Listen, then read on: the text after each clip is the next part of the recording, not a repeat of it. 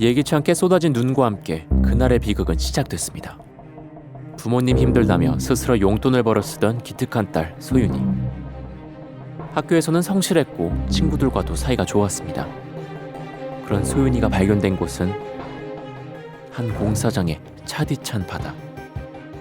시멘트 포대에 덮인 채 싸늘한 주검으로 발견된 소윤이.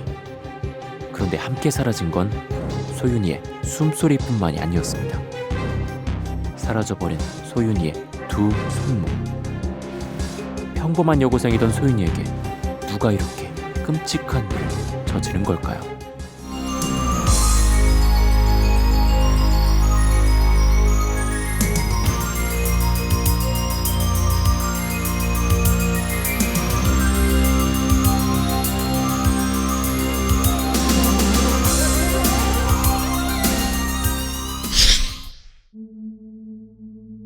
(2001년 3월 8일) 궂은 날씨에도 아르바이트를 갔던 큰딸 소윤이를 기다리던 엄마는 그만 깜빡 잠이 들었습니다. 갑자기 울린 전화벨 소리에 잠에서 깬 시간은 밤 11시쯤. 소윤이가 일하던 가게 근처를 지나던 외숙모의 전화였습니다. 퇴근 시간이 한참 지났는데도 가게에 불이 켜져 있었고 가방도 그대로 놓여있는 곳이 이상했습니다. 엄마는 새벽 3시가 넘는 시간까지 소윤이를 찾아 헤맸습니다. 그날따라 하필 수리를 맡겼던 소윤이의 휴대전화. 밤새 마음을 졸이며 소윤이의 행방을 찾아 수소문하던 가족들. 하지만 들려온 건 소윤이가 숨졌다는 소식이었습니다. 소윤이의 시신은 아르바이트를 하던 가게와 얼마 떨어지지 않은 공사장에서 발견됐습니다. 인터카드로 이제 밑으로 내려가는데 내려가가지고 이제 보니까 컴퓨터가 위에 신문지가 덮여있더라고요. 포대. 발길로 차보니까 예. 안 움직이. 안 움직이고 어디든지 왼손인지 백가는지 몰라도 발이 이게 한쪽이 나왔더라고요. 예. 그래가지고 이제 바로 이제 신고를 해가지고. 사망 원인은 경부압박 질식사, 즉 목졸림으로 인한 사망이었습니다. 그런데 범인이 소윤이를 살해한 이유를 알 수가 없었습니다. 당시 소윤이가 가지고 있던 현금이 그대로 남아 있었고 옷매무새를 흐트러뜨린 흔적도 발견되지 않았습니다. 제 특별한 폭행 흔적은 없었고 정액반응 음성이 나왔고 또 일관상으로 성폭행 흔적은 없는 것으로 확인이 됐습니다. 모든 것이 그대로인 소윤이의 시신에서 사라진 건 바로 소윤이의 두 손목이었습니다. 현장에서는 손목을 훼손한 범행 도구로 추정되는 피 묻은 곡괭이가 발견됐습니다. 하지만 핏자국은 거의 남지 않은 상태였습니다. 이건 사후, 사망한 후에 발생한 손상이라고 판단합니다. 살해하기 위해서가 아니라 살해한 뒤에 손목을 잘라낸 정황. 여고생을 살해하고 손목까지 자른 엽기적인 사건에 사람들은 경악을 금치 못했습니다.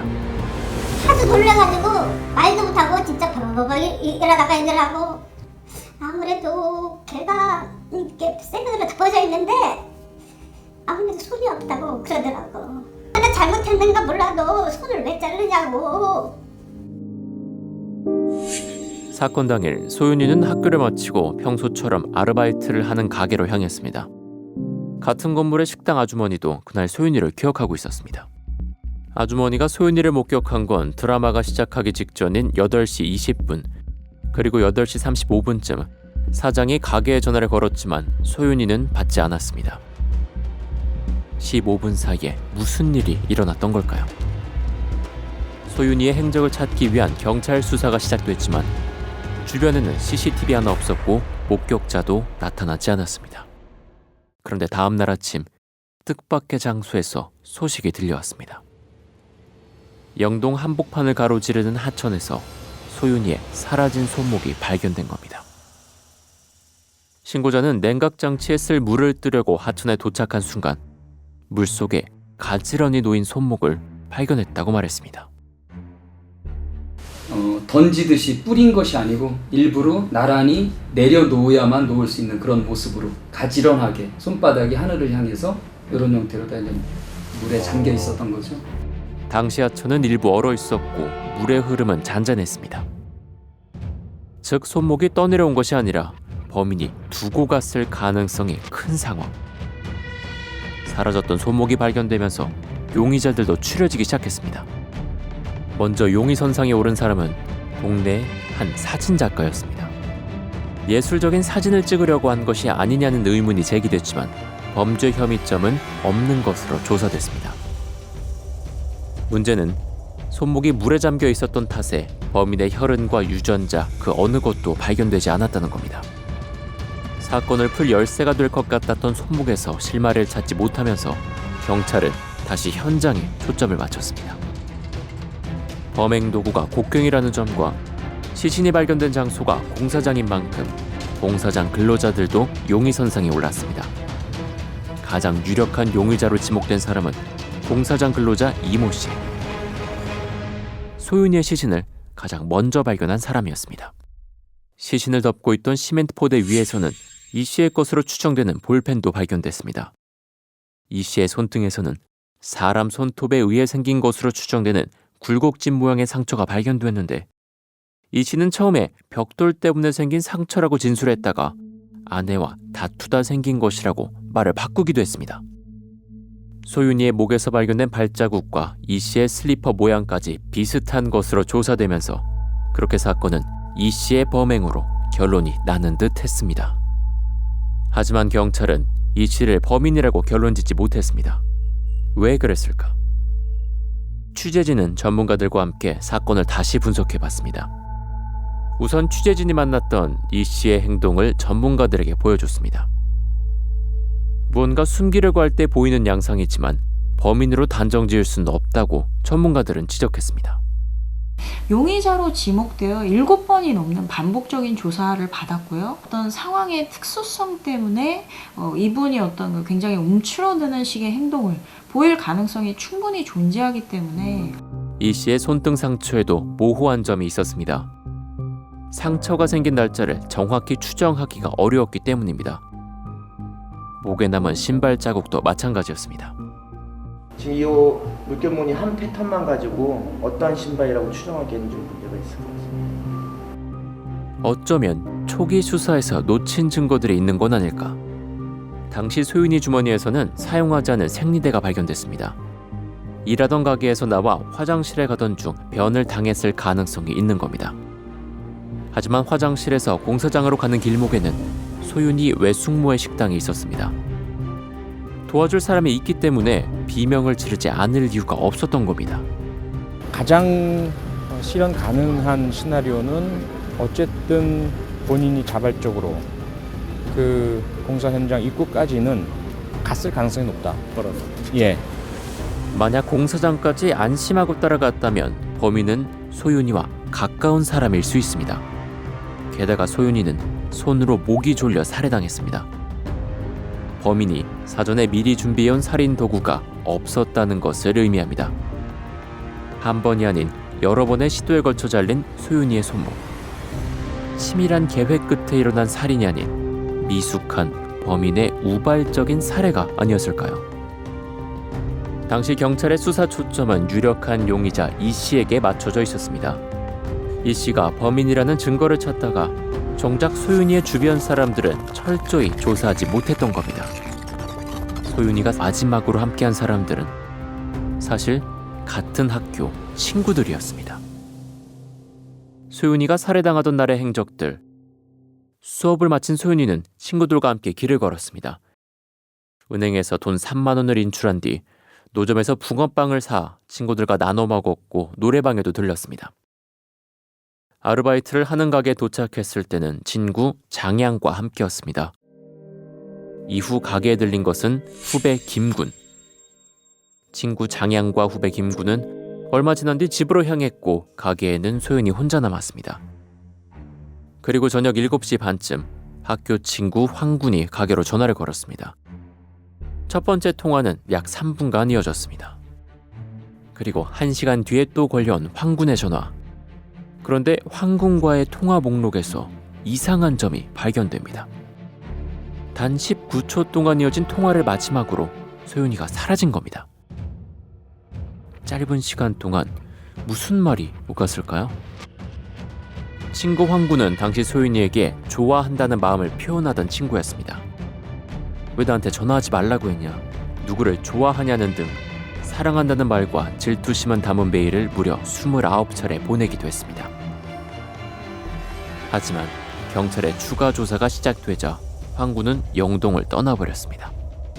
소윤이와 마지막 통화를 나눴던 황군을 추적한 취재진은 직접 만날 수는 없었지만 어렵게 연락이 닿았습니다. 하지만 그는 자신이 소윤이와 통화했다는 사실조차 기억하지 못했습니다.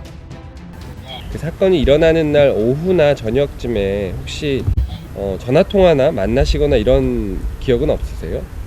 없어요. 저 그냥 어제 버스 타고 집에 갔는데 뭐. 아니 지금은 걔네 다시 나한테 좋은 기억도 아닌데 또 다시 생각이 들어서 저는 지금 말하는 게 다예요 저희가. 기대했던 황군에게서 이렇게 끊겨버린 사건의 열쇠. 두 번째는 소윤이가 일하던 가게에 찾아왔던 후배 김군입니다. 김군은 당시 소윤이의 손목이 발견된 날부터 계속 학교에 나오지 않았습니다. 대체 왜 그랬을까? 취재진은 김군이 마지막으로 머물렀다는 동네를 찾았습니다. 하지만 김군의 주민등록은 이상하게도 말소된 상태였습니다. 김군을 더는 찾을 길이 없었습니다. 소윤이의 죽음에 대한 실마리를 알 것 같은 마지막 인물은 소윤이의 어릴 적 친구인 박군. 박군은 소윤이의 시신이 발견된 날, 그리고 하루 뒤 손목이 발견된 날에도 학교에 나오지 않았습니다. 사건을 맡았던 형사는 박군이 보낸 문자 메시지를 보고 그를 예사롭지 않게 생각했습니다.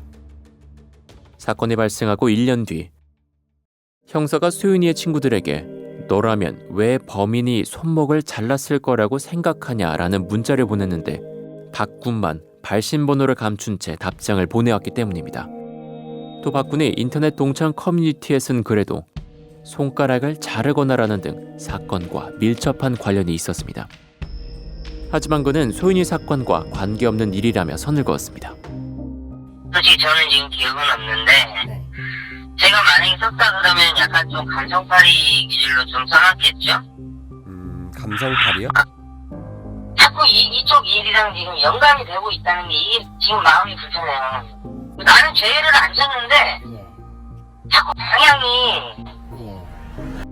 박군은 취재진에게 불쾌함을 표시했고 이후 더 이상 통화할 수 없었습니다.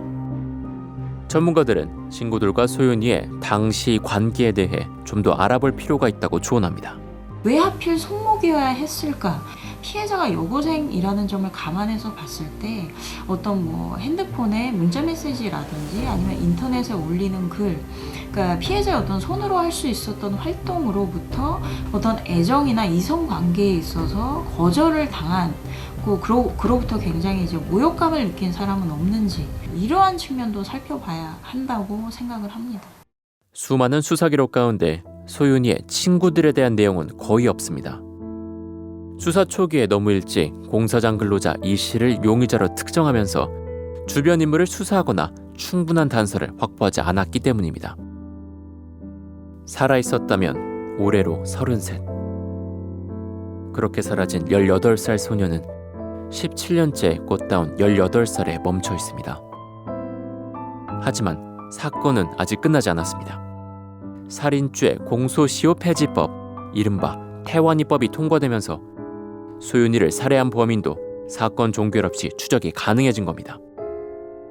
범인은 기억해야 할 겁니다. 당신의 양심을 올가매고 있을 이 사건이 법적인 공소시효까지 없어진 지금, 이제 평생 당신의 뒤를 따라다닐 거란 걸 말입니다.